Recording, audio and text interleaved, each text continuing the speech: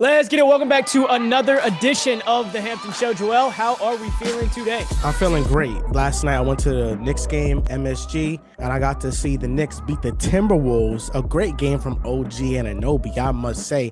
Anthony Edwards didn't quite show out, but the first game back off of injury, I wasn't expecting too much, but there's been a lot of great things happening around the NBA, and I just want to let you know, Jack, DeAndre Ayton is averaging well above over 15 points per game. We'll get to that. Speaking of not performing too well, you brought up Anthony Edwards. I was also at an NBA game last night, and the vibes were not as good in Memphis as they were in New York. I have a lot to talk about there. Obviously kept a close eye on Ja Morant and his interactions with his coaches, his teammates, all of that. Can't wait to talk about that. Obviously, the premise of today's show is we are revealing our NBA All-Star predictions with a brand new Team USA versus Team World format.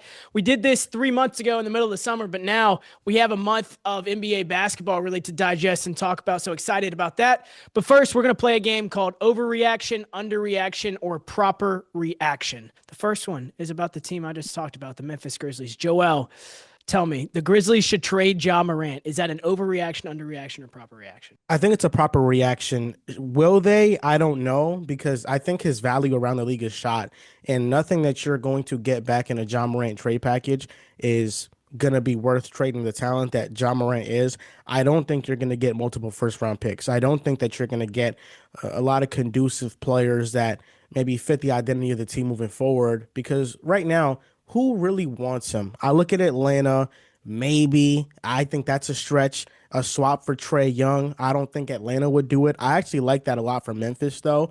And then I look at Miami. Will Miami be willing to move off of Tyler Herro to go get Ja Morant? I think Ja Morant's a better talent upgrade, but Tyler Herro can shoot the basketball. So I don't dislike that too much for Memphis, although it's kind of like a weird, funky fit. In Minnesota, I don't see it. Phoenix, I don't see it. They don't have the players or the salary to match that contract. So I don't know what happens with Ja Morant. I do know that the Grizzlies are in a good position for the future, and they don't need to panic right away, because if they didn't have the picks from the Magic trade, I would say, okay, maybe it is smart to start over, to trade Ja, just because that makes you worse in the moment. But because they have the Suns pick in 2026, it makes it, though, you can withstand an awful year, get that pick, and then bring in more talent into this team and then see what it can become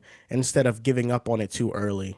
100%. I love everything you just said. Before I talk about Fitz and him moving on or being traded or not, I want to talk about what I saw last night. And what I saw last night was a team with no soul, a soulless, lifeless team. And I'm not going to sit here and point the finger at Ja, point the finger at the coach, or point the finger at people who have walked out that door on the Grizzlies. It's a combination of things. And I got there an hour and a half early, and it was specifically to see Ja Morant's individual warm-up. And what I saw in that was a guy who was visibly upset with what has went on over the last week, but would not crack a smile, and it felt like it was on purpose. There's a lot of people, especially in a small town like this, that everywhere he goes, it's going to go viral on Twitter, even the smallest stuff he does, if he's going to the grocery store, whatever it is.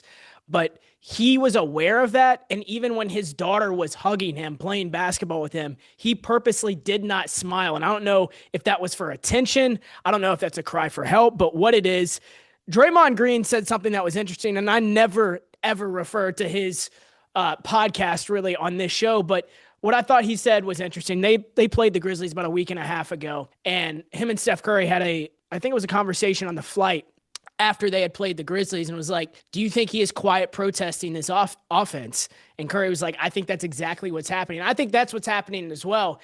The problem is all of this coach versus Ja stuff has started due to the front office, and obviously due to Ja's lack of leadership, due to his comments to the media.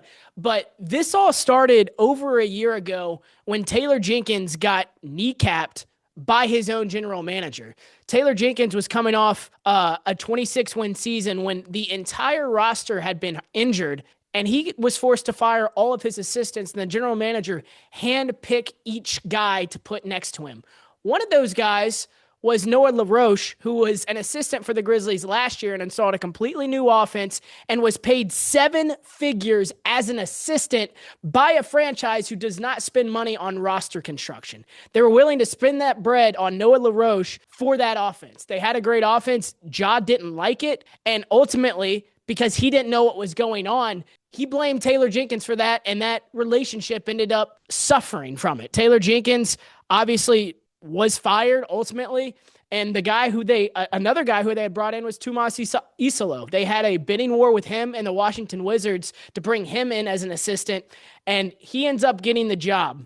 And I understand in Europe, calling out star players works, but in Europe, the difference between a star and a role player there is a lot smaller than the difference between a star and a role player in the NBA. Ja was wrong for what he did. He has taken somewhat accountability. He hasn't shown leadership in it, and he didn't show leadership last night. I'm not going to sit here and be the Ja Morant fan acting like he's doing everything right. He's not. He was not high-fiving teammates. He was not talking to his coach at all. He was not smiling in warm-ups. He was not playing with that joy. However, this is a year-plus long process, and because the general manager has now blamed the coach, and after firing Taylor Jenkins, it was blame the players. Let's trade Desmond Bane. Whether you like the trade or not, that young core of Dez, Ja, and Jaren were not capitalized on. And you saw the Thunder do that correctly whenever they still had guys on rookie deals. They were able to double down and get an Alex Caruso, double down and get a Hartenstein. That didn't happen in 2022 or 2023. It tripled down on youth, and they went all in on David Roddy and Jake LaRavia and all these guys who just simply were not ready to be on a championship contending team. This is a history of mistakes that have led up to this moment. And the moment now is, like I said to begin with, this is a soulless team. Very well said. I think OKC had Shai. That's also the difference. That's also very true. But you cannot tell me objectively Ja Morant, Desmond Bane, Alex Caruso, Isaiah Hartenstein, and Jaren Jackson Jr. would not be a better team than they were in 2023. They would have been better, no doubt. Same with Dylan Brooks, and same with all the other guys on there. That's really the heart and soul right there. I'm not going to go that far. Dylan Brooks, baby. Dylan Brooks is not the heart and soul. He shot them out of a series, but that grit has been missing. I'm not going to sit here and lie about that. Well, that's very well said of you. I don't know where the Grizzlies are going to go from here, what this new era is going to be, but you could get excited for the Suns' first round pick. I think that's the most exciting part about Memphis right now. Yeah, the funny thing about Memphis too is at home they have the Oklahoma City Thunder on Sunday, and their next 8 games after that are completely brutal. They have the Mavericks Friday night at home, but I mean, the Mavericks are the worst team in the Western Conference, and the Grizzlies are right down there with them. So I think that'll decide. That could be their only win for the next 7 to 8 games. So it's really concerning. Kevin Durant wasn't even that good against the Grizzlies last night. Amen Thompson looked amazing. I think Houston is right on track to what we thought they were going to be, even without Fred VanVleet. They have multiple different ways to win. Amen Thompson has taken that leap. Steven Adams did not play. Alperen Şengün was able to slide to the 5, no problem, like he always does. So the Rockets were super encouraging. The Grizzlies were not. Speaking of another team in the Western Conference, the Los Angeles Lakers. This is a statement. The Lakers are better without LeBron James. Overreaction, underreaction, proper reaction. It's an overreaction. I don't think there's been any team in human history that's been better without LeBron James. And I think now that the Lakers are 7-2, when LeBron comes back, he's going to help them out defensively. He's going to help them out on the offensive side of the ball, obviously. So I think that the Lakers are trending upwards in a way that I really didn't envision when the season just started. I didn't envision it either. I think part of the reason of their success is spacing, having Jake LaRavia out there next to Austin Reaves. You can make the case for LeBron defensively, but I've seen him in regular seasons. Playoff LeBron defensively is one of the best defenders in the entire league. Regular season LeBron is not going to bring that. Hopefully he can shoot the ball well and continue to keep this spacing up because, like you said, I mean, LeBron James, every team's going to be better with him. It is going to be an adjustment, though. It definitely is going to be an adjustment, but I agree it's an overreaction. Next one, the Bulls are a legitimate playoff team. I don't think this is an overreaction. I think this is a proper reaction.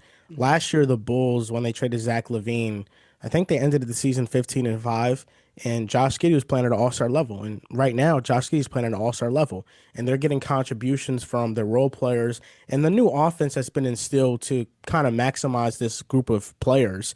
has worked dividends. It gave a lot of tough teams hell last year, and now that's just translating into this season. So I think the Bulls are a good, fun, energetic team. Also, speaking of offense, I didn't mention where Noah LaRoche is now. Do you know where he's at? He's in Chicago. He's in Miami. Oh, okay. That offense has been Yes. absolutely phenomenal. And speaking of John Miami, like I don't think it would work there, but yes, the Chicago Bulls offense has been amazing. Sitting there and having this start that they did, it was a big win over Philly a couple nights ago. I'm gonna say it's an overreaction just because I still believe like in the teams that are behind them. Detroit, I think is for real. The Knicks, the Cavs. The 76ers, I believe in a little bit more just because of the star power they have. I've seen this with the Bulls, even with a more talented roster and DeMar DeRozan, Zach LaVine, 3 or 4 years ago, it tends to fade off once the new year turns. So as good as Josh Giddey and the offense has been, I'm still going to head just like a top end play-in team for Chicago. Staying in the Eastern Conference, it's time to panic in Orlando. Overreaction, proper reaction under. It's also an overreaction. They have multiple players playing poorly. They haven't figured themselves out just yet. But it makes me realize that KCP wasn't the issue last year with his 3-point shooting. I know like he was supposed to be the guy that was going to propel them from a spacing perspective, and then it was awful. And then they thought Desmond Bane was just an easy fix. You plop them into what they're doing, and now the offense all of a sudden is going to be amazing. I just always disagreed with that. Like this was one of the worst offenses in the Yes. NBA. Yes. And Desmond Bane was never and has never been a crazy floor raiser to the point that you're going from the 29th ranked offense to like top 10. Like if anything, the offensive improvement was going to be marginal than anything else. He's just one player, and right now they have issues as a whole offensively. There's spacing issues, but I just think maybe Jamal Mosley isn't maximizing his players because now there's really no excuse for these offensive results. When you trade 4 first round picks and you trade KCP and Cole Anthony, there's no reason why this offense should look like this with the players they have. Yeah, and I think Jamal Mosley, just to be honest, is coaching for his job over the next 2 months. I mean, this is something that could happen midseason. That's how alarming this is. You're right. It wasn't KCP's fault. KCP hadn't been good in Memphis at all. Desmond Bane hasn't been good in Orlando, but the common denominator is their offense. The common denominator is the system they are running. And with guys as talented as Paulo Banchero and as efficient as Franz Wagner and Desmond Bane, you should not be having all of these problems, especially when the roster has been relatively healthy. For me, it's a proper reaction. It is time to panic in Orlando because I didn't expect Boston 8 games and 9 games in to have a better record than them. I didn't expect Toronto to have a better record than them. There's a lot of teams that I feel better about through 8 games than I do the Orlando Magic. I want to ask you a question. So, player A or player B?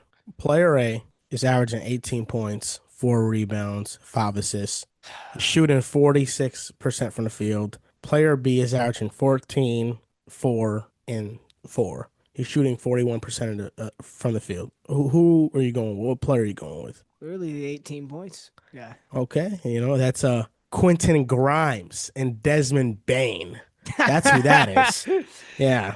You pounded that drum all summer, bro, about Quentin Grimes getting paid. It was like you were his agent this summer, and he eventually had to re-sign with Philly, but yikes. I think Desmond, he had a slow start last year. He's not an isolation scoring guy. He's a catch and shoot guy. And Yep. part of the reason of Ja's frustration here in Memphis is that no one is knocking down shots around him. Therefore, there's no spacing for him and Jaren. That's why Jaren, being one of the best ISO fours in the entire NBA, his points are down because there's no spacing around those two guys. Ja created shots for Desmond Bane. I don't see a lot of shots being created for him in Orlando, which is why he's struggling. I think Franz Wagner right now has one of the lowest on-ball percentages of his career in Orlando. And a player that has more of an on-ball percentage has been Tyus Jones. So they have like been leaning into their worst players to initiate offense, which I think is concerning. Yeah, it is concerning. The Tyus Jones career arc could end after this year. I mean, this felt like a perfect fit. Phoenix felt like a perfect fit, and neither one of them have worked out. So hopefully Tyus can find his footing there in Orlando, and the Magic can regroup and recalibrate going forward. There's still a ton of basketball to be played. Final one: the Thunder will break 70 wins. Oh, underreaction.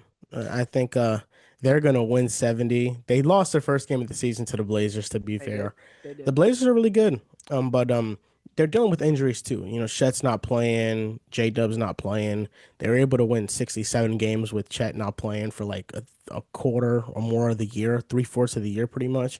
So I think that OKC, once they start getting healthier, they can get 70 wins. I think they're destined and primed to go back to back this year. And I do like what they're doing. They still have that youthful energy about them in the post games and stuff. And they're not rushing J Dub and Chet back. They know how long of a race this is now, especially, with as many playoff games as they had. It's a team who had two 7-game series. So I think the slow play is the smart thing to do. They're winning games without him. Starting 8-0 without, your second option is a huge, huge accomplishment. And yeah, I think it's an underreaction as well. I completely agree. But let's get into the reason we recorded this podcast, All-Star predictions. Doing some research on it. Obviously, it's 3-team round robin now. There's 2 Team USAs and 1 Team World. For prediction's sake, we're going to say there is a USA first team and a USA second team, similar to an All-NBA first team and an All-NBA second team. But let's start with the easiest one, and that is Team World. I don't know exactly how the voting is. That stuff's unclear, but that's why we did the Team USA first, Team USA second, and Team World. Who is your Team World starting lineup? I think the five are easy. It's Luka, SGA, Wemby, Giannis, and Jokic. I think those are the five. And in doing this, I kind of feel as if the team world players are getting a little bit Yeah. messed over because there are some team world players on here that are honorable mentions that I'm not going to have on. But my next three after those five guys were Alperen Şengün, career high in assists per game. He's the hub of the Rockets offense. And this year, they have a top 10 offense. Denny Advia, I think, is playing lights out. And then Josh Giddey. He's averaging a near triple double. The Bulls are winning games. My honorable mention would be Lauri Markkanen, who I think is averaging 30 points per game this year. But part of this was me projecting, and I don't project Lauri to keep doing what he's doing. And I also think that somewhere in the year, the Jazz will just start to tank. So he might not get that all-star nod. Pascal Siakam, he's having a career season. I feel like he was somebody that, I really felt bad about leaving off, but it's another situation where the Pacers are tanking. I mean, they have a lot of injuries. He's playing amazing, and I just wonder at what point are they just going to say, Pascal, rest up. We'll need you next year. We're going to try to go get AJ DeBansta.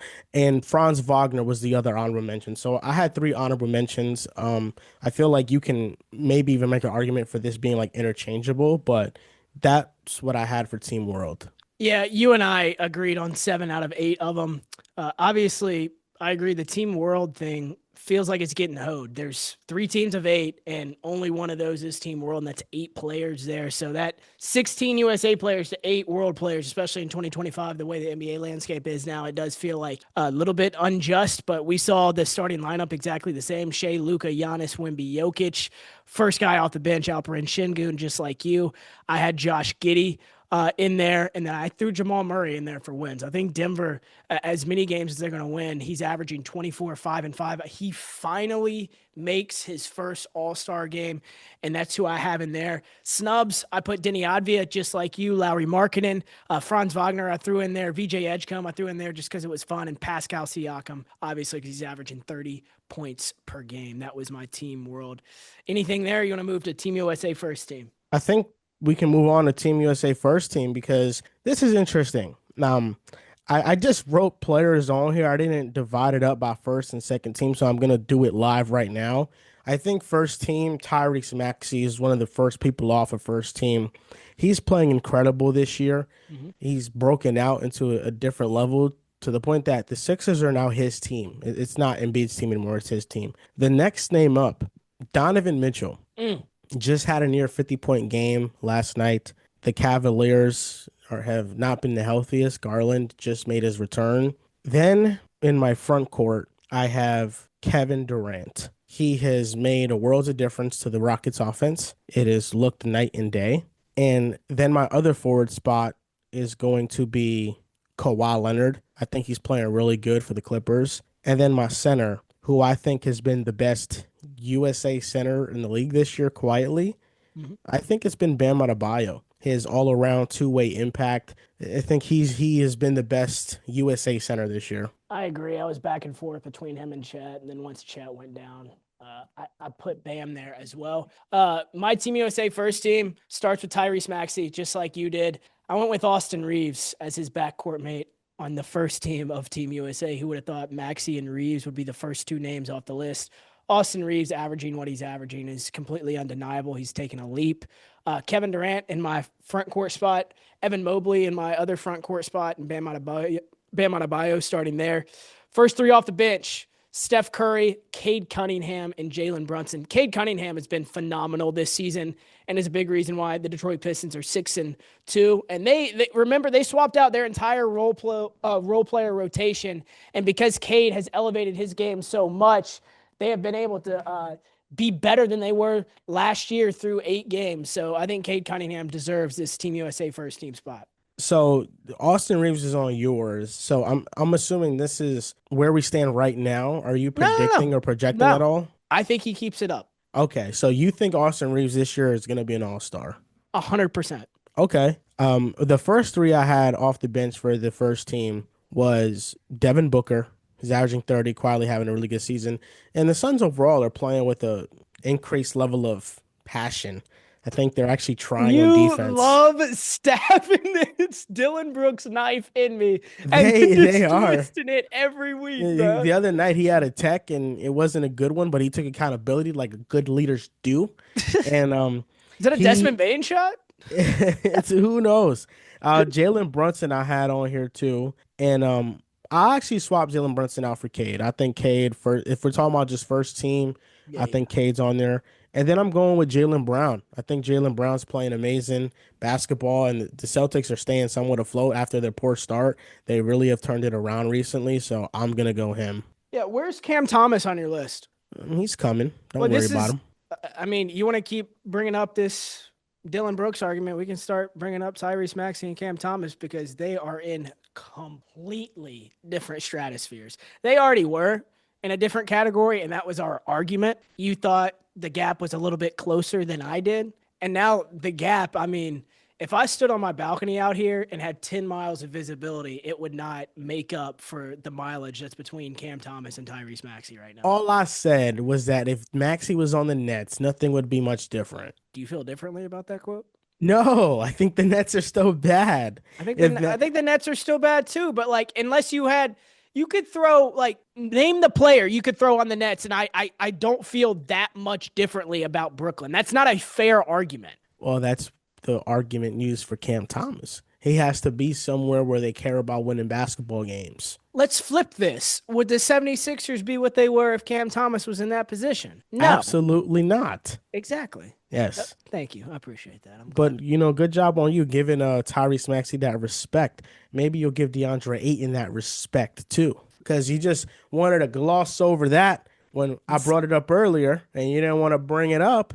But I don't even care if you want to keep on going with the bet or not. If you want to call it quits here, all I care about is the fact that all off season long I was pounding the drum saying that DeAndre Ayton is an upgrade, and people kept telling me he sucks. He's not good. And look what he's doing now. I mean, sheesh, wasn't a good first start to this season with the first game, but since then, he has 4 double doubles in 8 games. Did you know that he is top 5 in points per game among centers? I mean, this is DeAndre Ayton. This is supposed to be a bum. Do you know how much money I would have paid to be sitting there in Portland with the Trailblazers front office during that game where DeAndre Ayton did what he did against the Portland Trailblazers?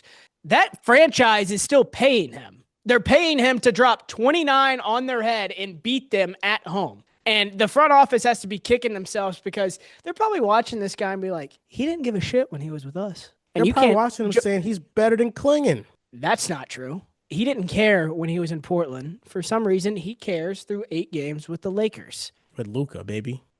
Yeah. Is Luka a big reason of that? I think so. Absolutely. He's averaging 17 and a half points through 8 games. Um, What was the number we you're came acting to like agreement on? he's averaging like 20 or 25 points or Well, you something. thought he would have This averaged more than this my 15. under bet is probably still gonna hit. It's 15, bro. Like 2.5 points can fluctuate over the game of 70 more games. And we only agreed on 15 because I wanted to be nice. Because you were thinking about going down to 13. I was, and then I negotiated. That's what we do. We're deal And makers, look Joel. at 17. That's why you're going to House of Highlights later today. We're deal makers. We negotiate. Aiton, he's going to average at least 16. At least. You're going out on a limb. Wow, Joel. 15 points to 16 points. That's Hey, how I much you still win the believe? bet. Yes. Tell Yes. me more. That's how much you believe, dog. Is That's he on crazy. your all-star team? He's not even on my snubs. Oh, the disrespect is baffling. You gonna put him on Team World? You know, he's technically from the Bahamas, Joel. I don't know You're how not big of a wrong. fan. I don't know how big of a fan you are, but you probably thought he was American, huh? I did. I did. USA second team, Jalen Brunson I have here. I swapped him and Cade. Brunson is playing a new system. He hasn't totally got his footing yet. Shot's not falling, but he'll get it together. Steph Curry just playing all world. I mean, Steph is just Steph. He still has these bonkers games where he just takes over with his shooting. Then at the forward spot, I had Julius Randle. Then I had Jalen Duren, who this is going to be my hot take, where I think Jalen Duren has taken a serious leap in his game. He's averaging 18 and 11 in 26 minutes per game. If you look at his per 36 numbers, he's averaging like 26 and like 15, something crazy like that. Don't bring But up per 36 in an all-star argument. Please don't. but I'm just saying, Jalen Duren, even without those per 36 numbers, he is dominating. And he's a big reason why the Pistons have taken a leap. You know, Cade is playing outstanding, but Jalen Duren has taken another leap in his game. And that's a big reason why they're playing good basketball. You know, I think it started last year where he started to turn a corner, but now I feel like he's finally living up to that moniker of like baby Dwight Howard. And he's amazing. I think he's going to be an all-star. So we're just gonna gloss over the fact you were so enthralled by talking about Jalen Duren's per 36. You slid Julius Randle into your starting lineup for the second team. That just happened. Yes. Are you going to disrespect Julius Randle now? No, I'm not disrespecting. He's been a big reason the Timberwolves have been what the Timberwolves have been. But I was just asking. That's all I'm doing. I'm just here to ask. And then my final front court player in the starting lineup is Karl Anthony Towns. Okay. All right. My starters for the Team USA second team: Donovan Mitchell, Anthony Edwards, Kawhi Leonard, Jaylen Brown, and Chet Holmgren. I'm not here to talk about Chet's per 36. He is averaging 21 and 9. Yes, he's been injured, but he's played a handful of games now, so he got the nod there. First three off the bench is your guy, Julius Randle. I'll put Julius Randle, James Harden, and Jalen Johnson. I really wanted to give Jalen Johnson the nod here, averaging 20 points, 9 rebounds, and 5 assists. James Harden, I gave him the nod over LaMelo, Ja Morant, Darius Garland, Trae Young, Norm Powell, and Amen Thompson. Those were my first 5 out. I want to put LaMelo here, but like his injury is concerning. I want to take a chance to talk about this because his season was ended last year early in March yet again, and it was for something called ankle impingement. And ankle impingement is basically when your joint in your ankle gets crushed by the bones around it. So that ended his season last year, and it was so bad he had surgery on it in March. So they had a back-to-back last weekend. It was a Friday and Saturday night. He was questionable going into the Timberwolves game, and he was listed with ankle impingement. And I'm like, of course, the alarm bells start going off, and he ends up suiting up but doesn't play the second half of that back-to-back on Saturday night. Then he gets ruled out on Monday. Then he gets ruled out again, I believe, later this week. So missing 2 straight games now with ankle impingement, what you just had surgery on 8 months ago, is very concerning for me. And yes, this is part what we've seen and part what we're projecting. That's the reason he didn't make it, but it's also the reason why I'm really shy to start believing in the Hornets like I wanted to believe earlier this season. Brandon Miller's hurt. LaMelo's dealing with that. LaMelo might just be on his Steph Curry career arc. Ankle injuries early, then he just breaks out at some point when those don't start happening anymore. You don't want to say Ja Morant's on that? What? I don't know. He's just regressing. He's just regressing.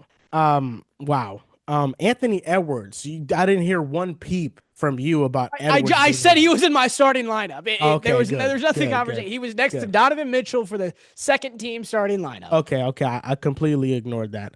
Anthony Edwards. I'm gonna go with Evan Mobley, and then I'm gonna go with James Harden. Fear the Beard himself.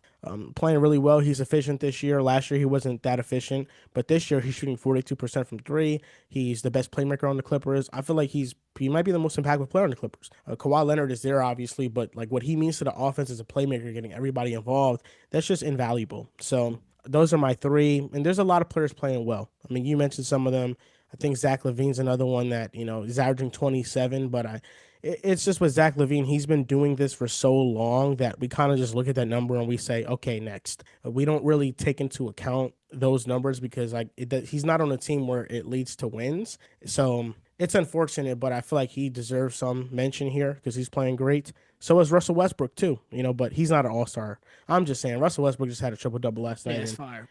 he's playing really good. Deserves a mention for sure. I was telling my girlfriend on the way home. I saw Amin Thompson 2.5 years ago. It was March of 2023, playing in overtime elite, and he was just a freak athlete, better than everyone on the floor.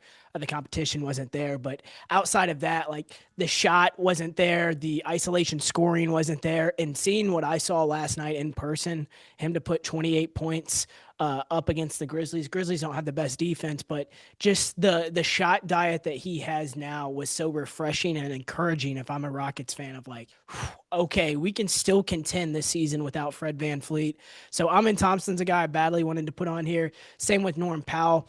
I mentioned Melo, Ja, Darius Garland, and Trae Young. Trae Young is just looking at his numbers. It's the inefficiency is a glaring problem. The jaw thing, I truly believe this is all in his head. I saw a comparison, him and Darius Garland. Who would you rather have on your team at this point? And I understand it for the people on the Garland side of like, hey, all the extracurricular activities, like I don't understand. But like purely from a basketball standpoint, like if Ja is right, I would 100% rather have him on my team than Darius Garland. Nothing against DG at all, but he has had some injury history similar to Ja, and that is a comparable, thing injury wise there. But Ja is by far the more talented guy, but neither of them are making an all-star team for me. Yeah, I think the real question is, would you rather Ja or, Josh Giddey right now, to lead your franchise? I think I saw it on Twitter that Gilbert Arenas said he would rather Josh Giddey than Ja. How did you feel about that? You think it's too soon or no? I was just wondering if Gilbert Arenas was going to play any poker or go into any poker games. I didn't know if anything else was going to happen there. Okay, so what do you think? Yeah, Josh Giddey, he's playing amazing Yeah, basketball. Josh Giddey is playing amazing basketball, but it's not a comparison between him and Ja Morant yet. He puts 82 games together, averaging 27 points like Ja did, then we can have a conversation. But until then, nah, no Giddey. Now don't sleep on Giddey, man. What is going to be your calling card whenever you have to debate random fans at House of Highlights later today about Patrick Mahomes? Like, do you have like something in the back pocket, or are you just swinging from the hip? I know, Joel, you're probably going to be like, nah, man, just whatever comes to my head. But no, like, what do you go to whenever somebody starts shit talking Patrick Mahomes? Um, from what I've seen of those videos, it feels like people make a lot of like baseless claims. So trying to get them to articulate things that don't make sense is like the easiest way to win that argument. When it comes to Mahomes, I have all the numbers. I have all the stats. Yeah. I have all the That's facts what you've been doing all morning. Did you necessary. have pants on whenever you were looking up these stats this morning? I actually didn't look up any stats. The only thing I'm gonna do right now is when I take my Uber to New York,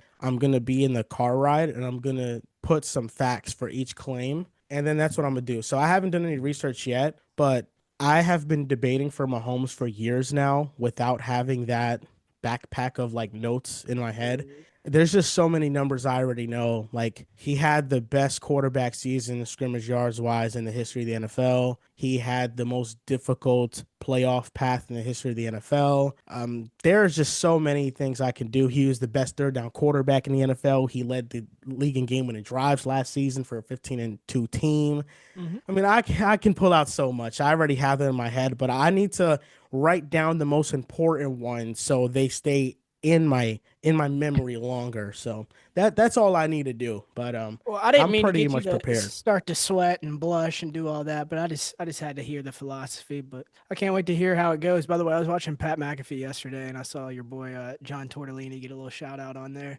I don't know if you saw Oh, that. Yeah, nice. his tweet popped up, and I think it was had to do with the Jets the last time they had picks in the this many picks in the first round or whatever. They had Yeah. popped it up for half a second. It was Pat was talking to Peter Schrager and stuff. I was like, I wonder if they saw that. I'm sure like somebody sent it to him, but yeah, I definitely Yeah. thought of you whenever I saw it. John Tortorelli. Yeah, he reposted it on his Instagram page and did they I, shout his name out too or no? no. They just said it. They just said it because I Oh, remember that it would have been popped up. I was cool. like, yeah. And obviously, I botched his last name, but I was like, I just knew his name from your show. So I was like, hopefully he Yeah. saw that. Shout out to John, man.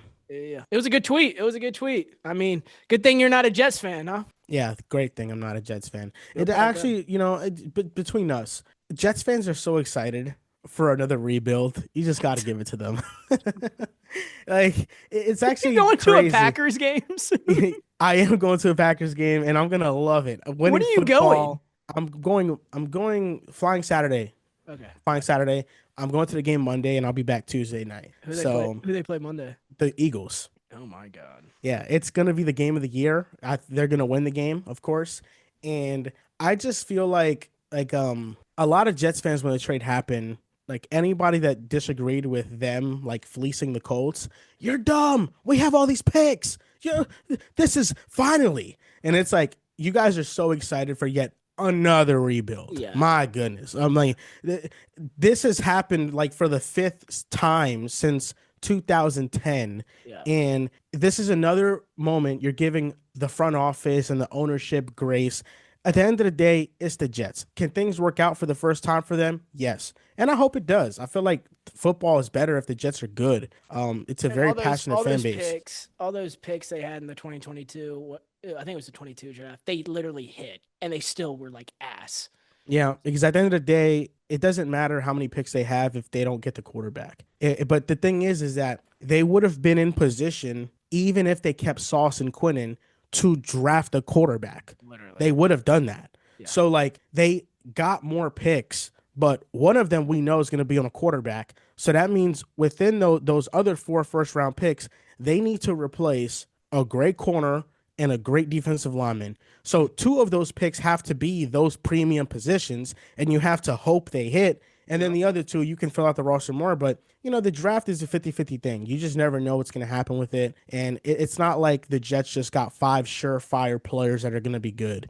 Mhm. We don't know what the picks are going to be. Hopefully they are good, but it doesn't matter if they don't get the quarterback right. As long as if they get the quarterback wrong again, they're going to be in the same situation a couple years from now, and they're going to be excited when they trade Garrett Wilson for 3 firsts, and it's like, oh, we got picks for Garrett Wilson. Right. But hopefully it goes well for them. I don't have no ill will or animosity.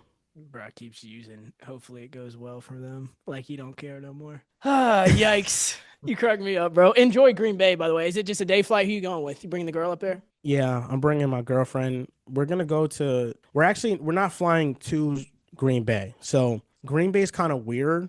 Yeah. We're flying because the round trip for Green Bay was like $800. Damn. So what I'm doing is that I'm flying to Chicago. Mm-hmm. The Chicago round trip was like 250 each. Awesome. So this is $500 total. And then from Chicago, it's a 3 hour drive to Green Bay. Mm-hmm. So I'm going to rent a car or maybe take a train because they also have like trains and stuff that go directly to Green Bay. I'm going to do one of those two. I'm going to get to Green Bay and then I'm going to watch the game there. And I'm going to crash a night at Green Bay Monday night. And then that Tuesday morning, go back to Chicago and take my flight Tuesday. Okay. Yeah. You save a lot of money doing that way, dude. Yeah. My travel's ridiculous. I probably should steal a page out of your book and brought my girl on one of these. But this weekend, I go to a Memphis game Friday. I go to Nashville to watch Vandy Saturday. I go to Texas Tech next week. SMU the following week, and then Knoxville, Tennessee, which is like 6 hours away at the end of November. And I Wow. was at the game. I was at the game with Jody last night. I was like, it's like, listen, these are what these next few weeks gonna look like. So like Wednesday night, we're doing something together because like I'm not gonna see you the rest. Like Thanksgiving, I will be here, but like we have to like be intentional about spending time together because we don't live together or anything yet. But yeah, shit, I need to get away to Green Bay with my girl. Shit. in Green Bay going to Lambeau Field. And I just feel like, when I'm there amongst my people, it's going to feel amazing. This is my moment to get baptized into Green Bay fandom. And that's what this weekend's all about. This weekend is about getting Nice. baptized into Green Bay fandom. That's If what it they is. win the game, it'll just signify that it was all meant to be. Uh-huh. And I'd even go as far to say that I'm putting my fandom on the line here. If the Packers don't win this game, I'm not meant to be a Packers fan, That's and I fair. will not be a fan of them So if they who don't win who this who are game. you switching to? Maybe the hoodie you have on? I'll just go back to the Jets. Oh, so now we know how you feel about the trade. Maybe you were the one you were describing that's excited for the rebuild. Yes. Ah. I'm glad we solved that, bro. As always, really appreciate you taking time. Enjoy HOH and Green Bay this week. Can't wait to hear about it next week and talk about some more basketball, Brody. Thank you. I appreciate it, man. It was nice talking to you too.